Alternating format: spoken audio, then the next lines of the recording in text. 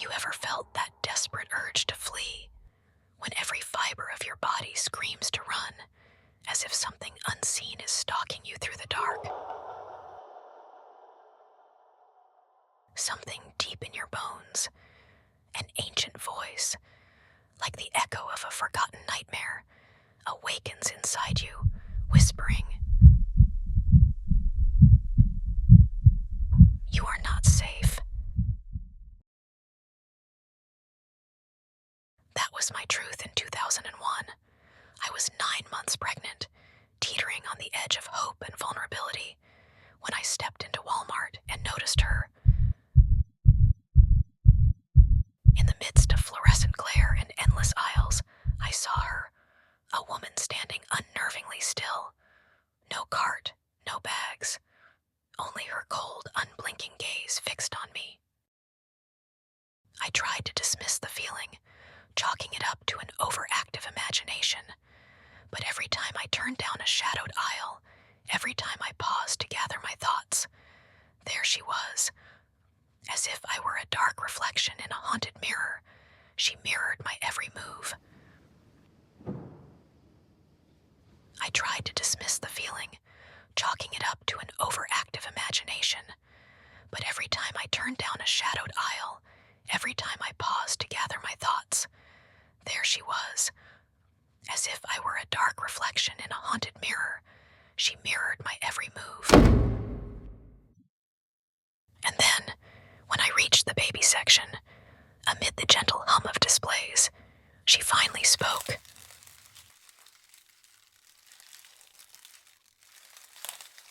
Oh, how exciting. When are you due?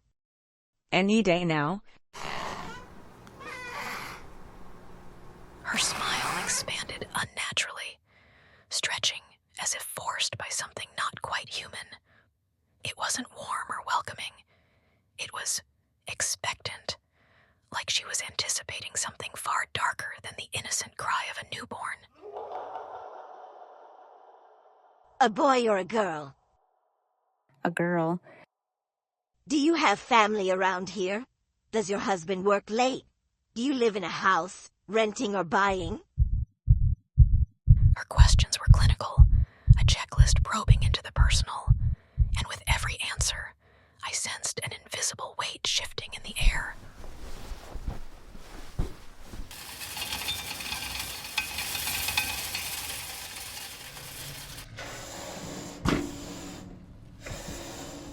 In the freezer aisle, the temperature plummeted. It felt as though I'd stepped into the belly of a frozen beast. My breath turned to mist, and I quickened my pace, but she remained, as inescapable as the chill itself. Then I saw it, a tiny, ghostly handprint smeared onto the fogged-up glass. Too small for an adult, yet a clear signature from another realm. I placed my groceries on the conveyor belt, each clatter a reminder of my fragile reality, until I sensed her presence again, unnervingly close. My husband's outside. We'd be happy to help you take your groceries home. My stomach churned. Oh, that's okay. My husband's waiting for me. I replied, my voice strained.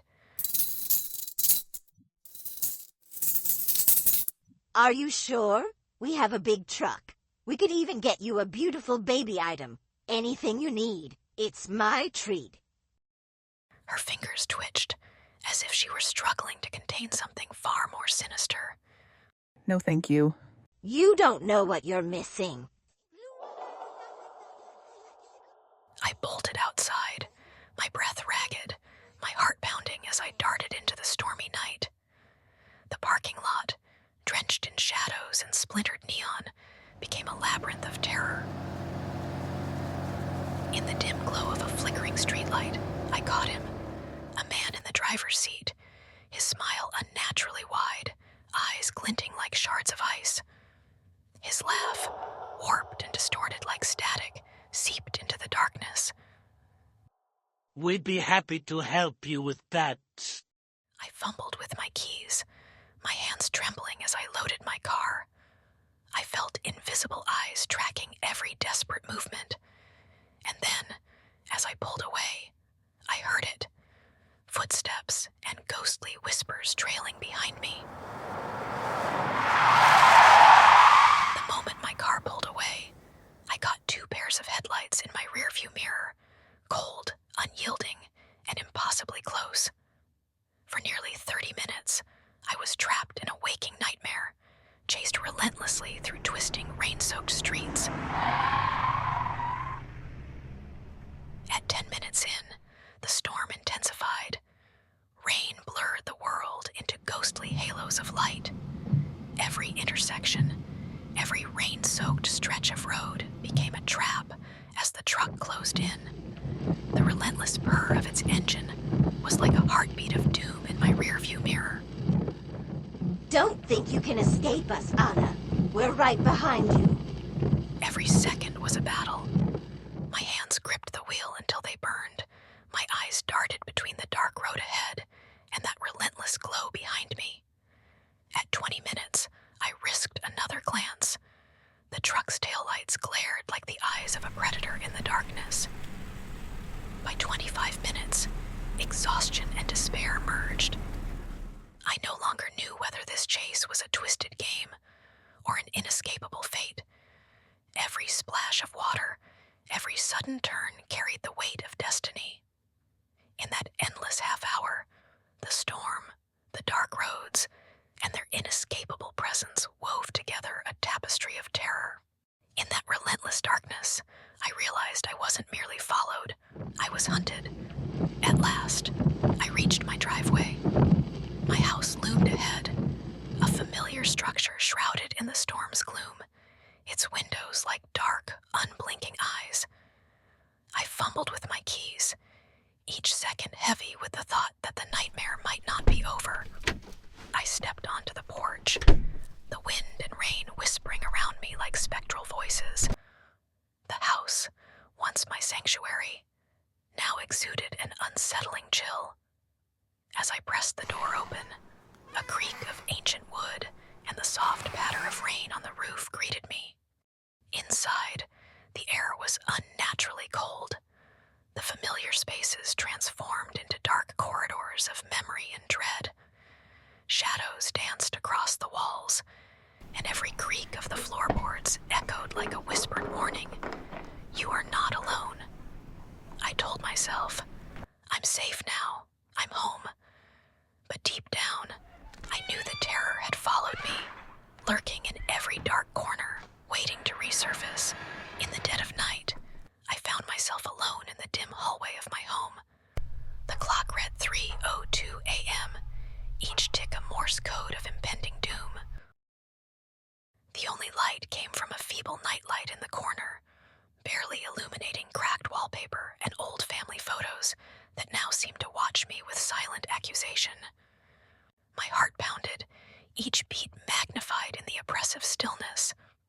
Suddenly, a sharp kick from my unborn baby jolted me, a living reminder that life persisted even in the grip of terror.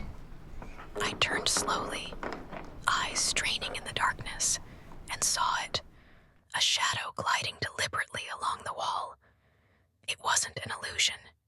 It moved with purpose, as if drawn by forces beyond my understanding. In that moment, every detail of the hallway, the warped wood, the peeling wallpaper, even the family portraits that lined the walls, became a stark reminder that the horror of that night had followed me home. The past and present merged, and I knew something dark had never truly left. 9 years have passed since that fateful night, a lifetime of restless sleep, whispered secrets, and the constant sensation of being watched. I rebuilt my home, filling it with laughter and light, yet in the quiet moments, the shadows always returned. Each night, as I settled into the supposed safety of my sanctuary, the echoes of that terror stirred. I felt the cold brush of a ghostly presence at the edge of my vision, heard the creaks of floors that whispered of hidden horrors, and sensed that the nightmare from long ago had not truly been banished. Then, Much like that long-ago night, the past came calling again.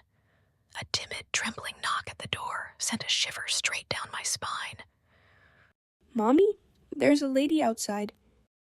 I stood there, frozen, a living echo of that long-ago terror, knowing that even after 9 years, some things refuse to fade. The walls of my home hold not only my memories, but also the lingering presence of something unnameable. A reminder that the past is never truly gone. It clings to us in whispers and shadows, forever altering the sanctuary we thought we had built.